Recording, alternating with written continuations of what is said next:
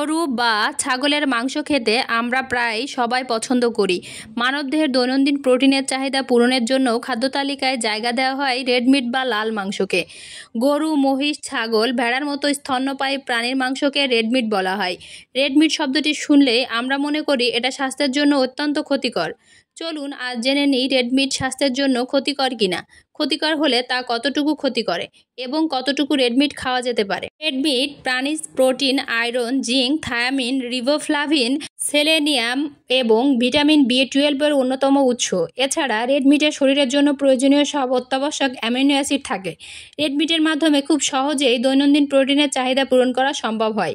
এটি শরীরের হিমোগ্লোবিন তৈরিতে গুরুত্বপূর্ণ ভূমিকা রাখে। কম চর্বিযুক্ত রেড মিট শিশু, কিশোর, তরুণ ও গর্ভবতী নারীর জন্য পুষ্টিকর খাবার। তবে প্রতিদিনের খাদ্য তালিকায় রেড মিট রাখা যাবে না।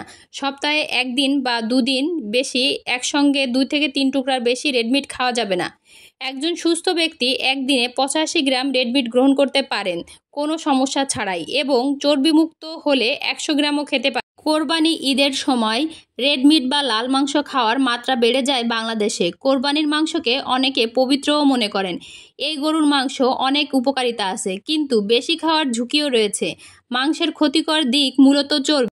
রেড মিট খাওয়ার পরিমাণ বেশি হয়ে গেলে শরীরে বিভিন্ন ধরনের জটিলতা সৃষ্টি হতে পারে, যেমন 1. রেড মিটে প্রচুর LDL থাকায় রক্তে কোলেস্টেরল মাত্রা বাড়িয়ে দেয়। 2.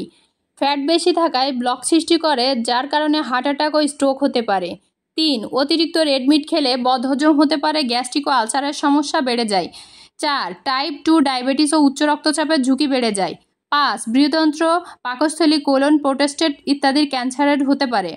আর্থারাইটিস ও কিডনির সমস্যা দেখা দেয়। শরীরে ইউরিক অ্যাসিডের পরিমাণ বৃদ্ধি করতে পারে, শরীরে ফ্যাট জমে ওজন বেড়ে যেতে পারে।